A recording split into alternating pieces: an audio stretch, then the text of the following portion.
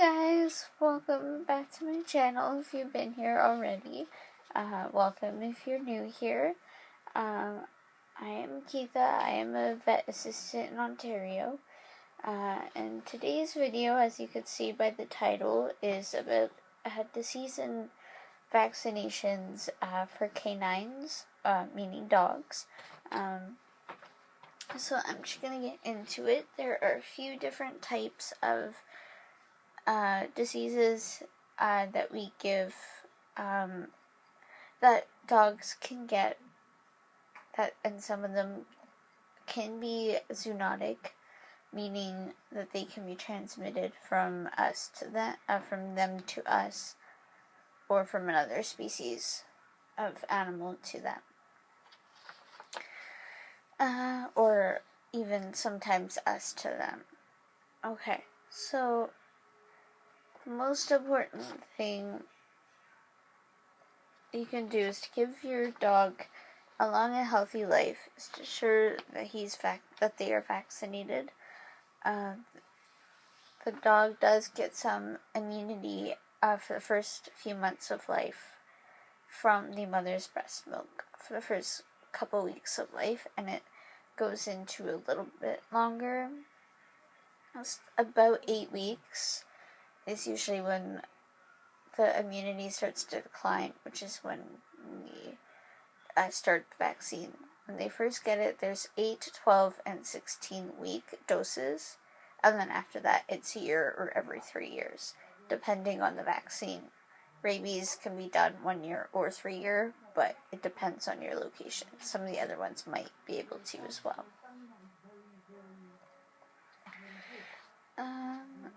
If you have any specific questions about vaccine, contact your local vet.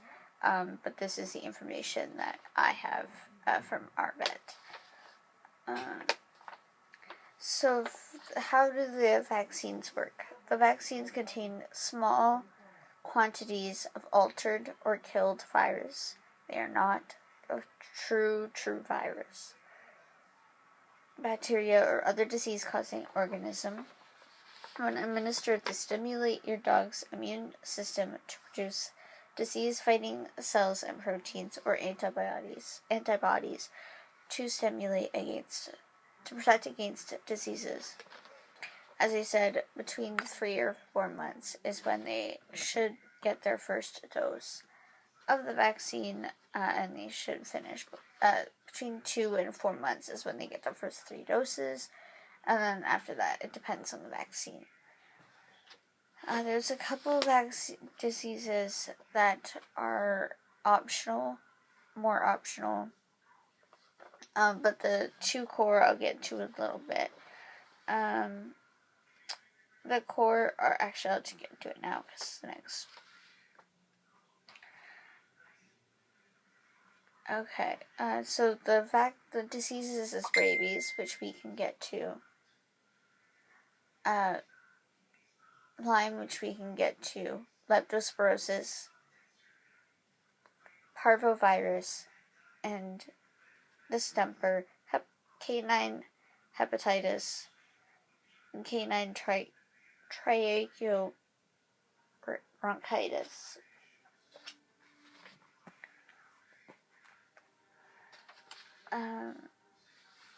It does depend on hereditary factors and environment and lifestyle. It depends on what vaccines could be best chosen for the dog. Okay, so canine distemper. Vaccination distemper is an often fatal, hard to treat disease, so vaccination is very essential for a dog to have. It's highly contagious. It is spread by discharges from the nose and eyes of the infected dog. Symptoms can include listlessness, fever, coughing, diarrhea, and vomiting. Convulsions and paralysis may occur in the disease's final stages. The Distemper virus attacks many organs, including the nervous system, which may be permanently damaged even if the dog recovers. I don't know. By the way, if you guys are asking, I'm just looking at the notes that we give to clients. We have like puppy and kitten folders. So I'm just reading directly from that. That was made up. That was put together for clients to have information about. And the next one is tracheobronchitis. It's similar to human common cold. This respiratory tract infection is very easily transmitted from one dog to another. So vaccination is imperative if you are going to have your dog come into contact with another dog. So this is one that is a core vaccine. Is DA2PP, distemper, hepatitis, or there's two words for it, hepatitis or endovirus. And then parvovirus and parvovirus. So this is very good for obedience training or boarding, to have vaccination beforehand. It is caused by various airborne bacteria and viruses, including parvovirus, adenovirus type 2, and bordetella. You'll notice it first onset by your dog's dry, hacking cough. Parvovirus is very contagious as well. These are all very contagious diseases. Debilitating and widespread. This disease is caused by this virus, emerged in many parts of the world only in 1978. So not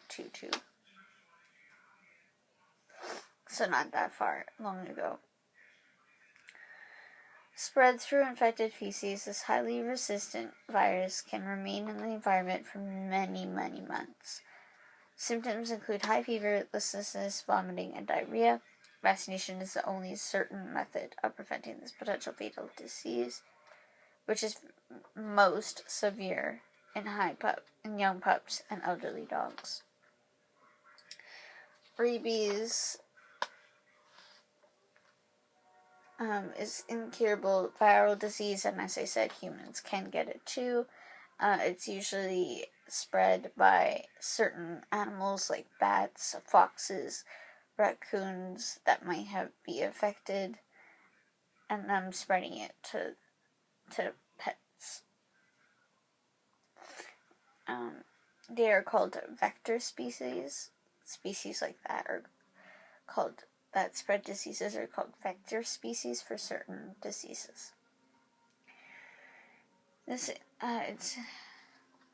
Rabies affects the central nervous system of almost all mammals, including humans. It is spread through contact with the saliva of an infected animal, including skunks, foxes, raccoons, and bats, through bites or breaks of skin. Vaccination will provide your pet with much greater resistance to rabies if they are exposed to the disease.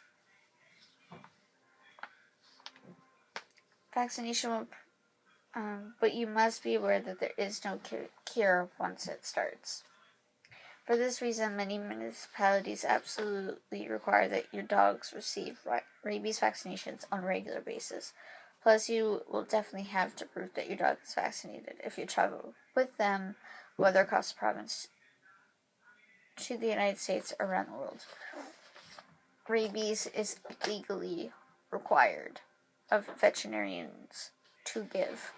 We do not have any choice whatsoever. Any of the other vaccines, there is some leniency for just the DA2PP or DHPP vaccine.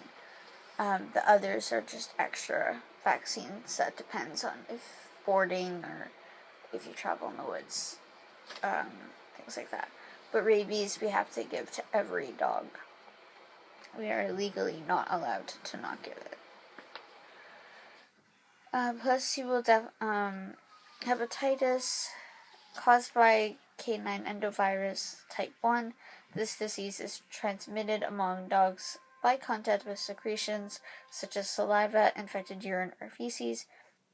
Its symptoms are similar to the early stages of distemper, causing liver failure, eye damage, breathing problems, This course of the vaccine can range from mild to fatal. Vaccination is the best protection.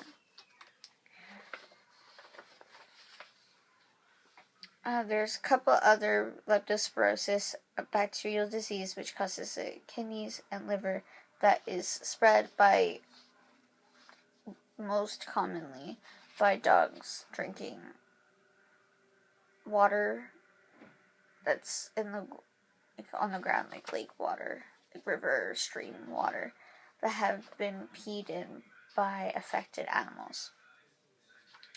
Canine Coronavirus, which attacks the intestinal system and can cause diarrhea, and Rabies and Lyme Disease, which is zoonotic to us too. It is transmitted by ticks to both dogs and humans, which result in chronic arthritis and sometimes death. The disease is more common in high grass, brush, or heavily wooded areas. So that is that. If you have any questions about any of this, I can do another video about going maybe a little bit more detail if you have any questions, or I can type in the comments. I will be doing a part 2 of the feline diseases. But if you have any questions about any of the diseases, if you aren't sure, you can always call your local vet and talk to them about it. If you have any concerns or anything, contact your vet or merge and make sure your dog is good. Okay, thanks for watching. Bye.